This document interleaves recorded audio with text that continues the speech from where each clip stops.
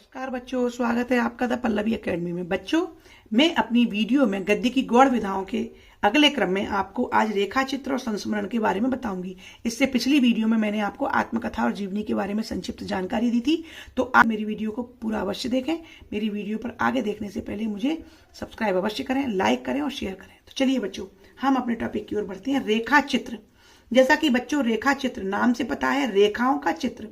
जब किसी चित्र को हम रेखाओं के माध्यम से प्रदर्शित करते हैं तो उसे रेखा चित्र कहते हैं। अब आप सोचिए कि रेखा चित्र का हिंदी लेखन में क्या कार्य है। तो बच्चों, रेखा चित्र जिस प्रकार से रेखाओं के द्वारा किसी चित्र को प्रदर्शित किया जाता है, उसी प्रकार से जब हम किसी घटना का या किसी व्यक्ति का ऐसा वर्णन करें शब्दों के द्वारा कि सुनने वाले के सामने उस घटना का या उस व्यक्ति का चित्र प्रस्तुत हो जाए, आंखों के सामने उसे ऐसा लगे कि जैसे वो घटना उसके आंखों के सामने से दिखाई दे रही हो, या उस व्यक्ति का हुलिया या उस व्यक्ति का व्यक्तित्व सामने झलकने लगे, तो शब्दों के द्वारा खींचे गए चित्र को भी रेखा चित्र कहते हैं।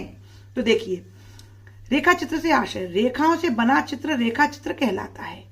अर्थात चित्र में रेखाएं जो काम करती हैं वही काम साहित्य में शब्द करते हैं। यानी कि जब चित्र में रेखाओं से जब चित्र बनता है, उसी प्रकार से लेखक शब्दों के द्वारा भी एक चित्र प्रस्तुत कर देता है।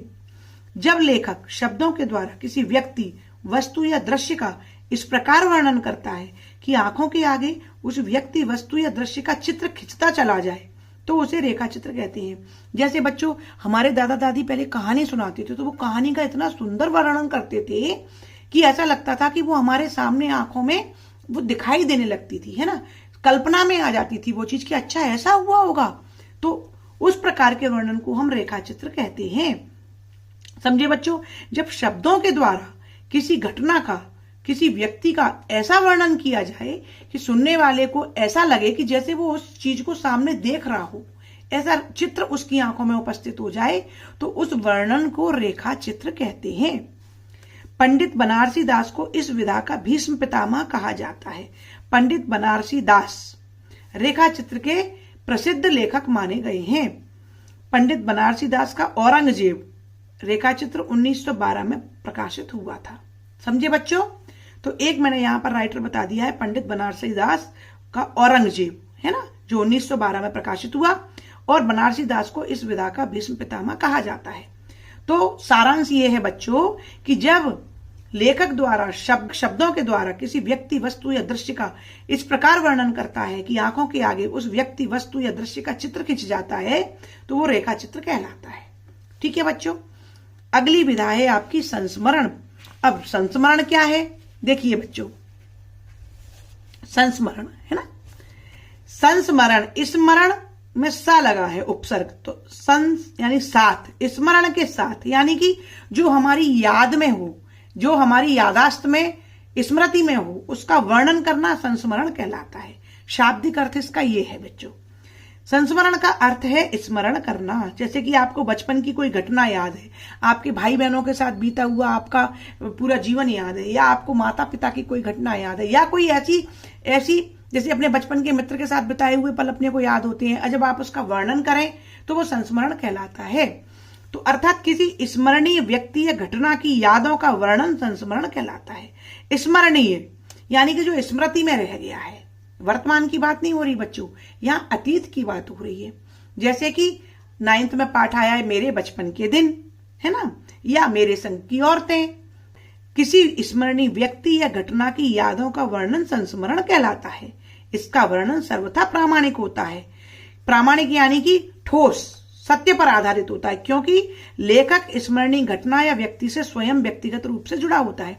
ये देखिए, इसका एक आवश्यक तत्व भी है कि संस्मरण के लिए यह आवश्यक है कि लिखने वाला व्यक्ति या लेखक उस घटना या व्यक्ति से व्यक्तिगत रूप से जुड़ा हो। आप जब भी तो संस्मरण लिखेंगे ना, जब वो आपके साथ बीती हो, या आप उससे जुड़े हो, या आपके घर का कोई या आपका मित्र हो जिसे आप जानते हो, उसी के बारे में तो लिखेंगे।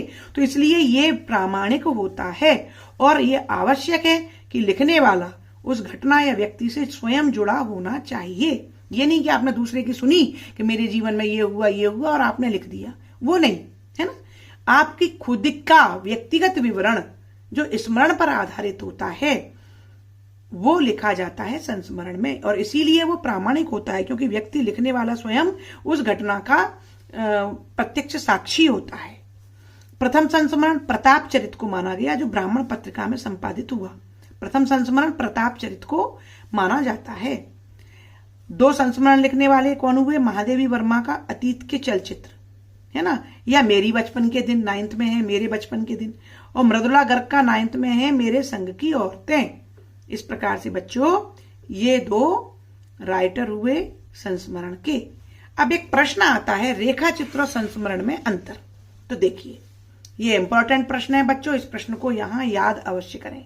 रेखा चित्र यह विषय प्रधान होता है और संस्मरण यह विषयी प्रधान होता है।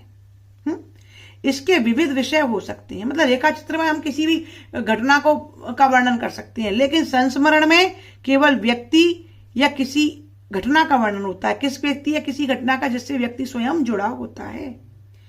रेखा चित्र काल्पनिक भी हो सकता है लेकिन संस्मरण प्रामाणिक होता है।